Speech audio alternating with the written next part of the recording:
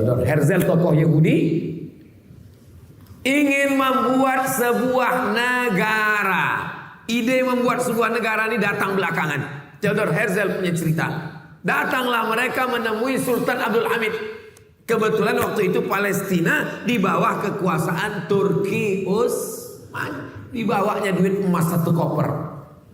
Wahai Sultan Abdul Hamid, kami minta membuat negara di Palestina. Apa kata Sultan Abdul Hamid? Yang diperjuangkan dengan darah tidak akan dijual dengan emas. Sakit hati mereka dengan ucapan itu. Akhirnya mereka tumbangkan Sultan Abdul Hamid. Maka habislah Turki Utsmani pada tahun 1924. Tak ada lagi penjaga Turki. 1924. Itulah maka mereka bisa masuk ke Palestina tahun 1946. Kenapa bisa masuk? Karena lemahnya kekuasaan umat Islam. Siapa yang mengasih mereka masuk ke dalam? Karena waktu itu Palestina dijajah Inggris. Inggrislah dosanya yang paling besar memasukkan Israel ke Palestina. Kalau mau tahu cerita siapa negara yang paling besar dosanya? Inggris. Karena dia menjajah Palestina dan dikasihnya tiket masuk Israel berdatangan beramai-ramai. Kenapa mereka datang ramai-ramai ke Palestina? Kata Syekh Fargallah, mereka menunggu Melek Mesiah. Melek bahasa Arabnya Malik, Mesiah juru selamat. Mereka menunggu raja juru selamat terakhir.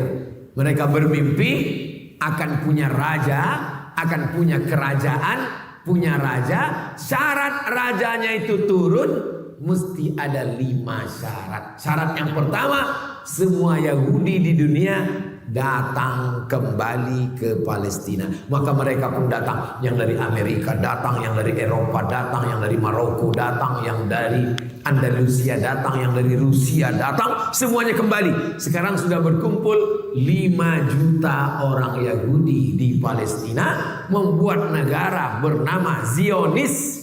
Zionis dari satu bukit, nama bukitnya Bukit Sion, atau disebut juga dengan Zion. Maka mereka sebut negara itu adalah negara Israel, didirikan oleh kelompok Zionis Israel. Kenapa mereka buat negara itu? Karena syarat menurut mereka akan turun raja yang mereka nantikan itu kalau ada 5 terwujud. Pertama, orang Yahudi mesti ramai-ramai pulang. Sudah pulang atau belum?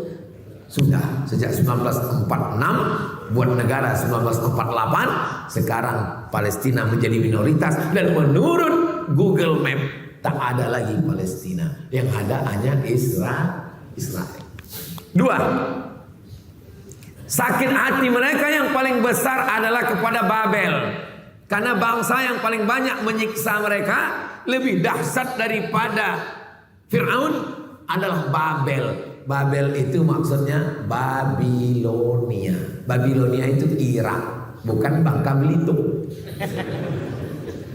Maka setiap penguasa mereka pasti menghajar, menghantam Babel, Irak. Karena menurut mereka setiap penguasa mereka mesti menghantam Irak, karena syarat untuk membalaskan sakit hati raja-raja mereka. Kalau mau raja terakhir itu turun, maka hantamlah Irak. Itulah mengapa Irak babak belur terus. Tapi yang menghantam Irak kan Amerika, Pak Ustaz, bukan Israel. Atas perintah Israel. Loh, bukannya Israel negara kecil, Amerika negara besar. Presiden Amerika tidak akan terpilih kecuali persetujuan dari Israel garis kanan. Dan menteri-menteri itu adalah sebagian besar Madeleine Albright, Yahudi, yang merusak melalui film, Yahudi. Ini semua Yahudi. Lalu kemudian yang paling kaya, orang-orang kayanya Yahudi. Tapi kita tak bisa salahkan orang kaya. Ya dia kaya, salah kita lah kenapa pakai miskin, susah. Salah ini Jepang menjajah kita. Jepang salah, tapi kita lebih salah. Kenapa kita mau miskin, susah, mau dijajah? Nah, jadi kita mesti bangkitkan semangat. Yang pertama syarat rajanya turun, Yahudi mesti balik ke Palestina. Syarat yang kedua, Irak mesti dibantai. Maka Irak itu babak belur terus sampai serangan yang terakhir. Sampai hari ini Irak lemah. Yang kedua, jadi kata dia, rajanya itu di atas. Mesiah yang dia sebut itu raja di atas, mau turun ke bawah kalau ditengoknya bawah itu hijau.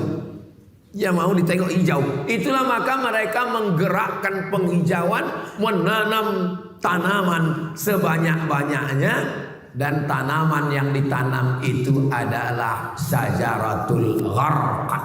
Namanya pohon gharqad. Subhanallah, masya Allah, tabarakallah, Allahu akbar. Allahu akbar. Kenapa Allahu akbar?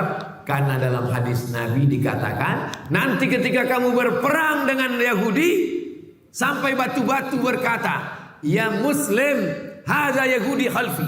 Wahai Muslim, ini di belakangku ada orang Yahudi. Faktulhu, bunuh dia. Satu-satunya yang membela Yahudi kata Nabi cuma satu. Apa itu? Pohon gharqad. Dan pohon gharqad itu sedang mereka tanam sekarang. Saya waktu sampai di perbatasan, ini Mesir, ini Rafah. Rafah ini satu kota dibagi dua, setengah untuk Mesir, setengah diambil Israel, Palestina. Nah, ditunjukkan sama Gayat Ustaz Somad, itu adalah pohon gharqad yang hijau mereka tanam untuk apa? Supaya mereka bisa terselamatkan.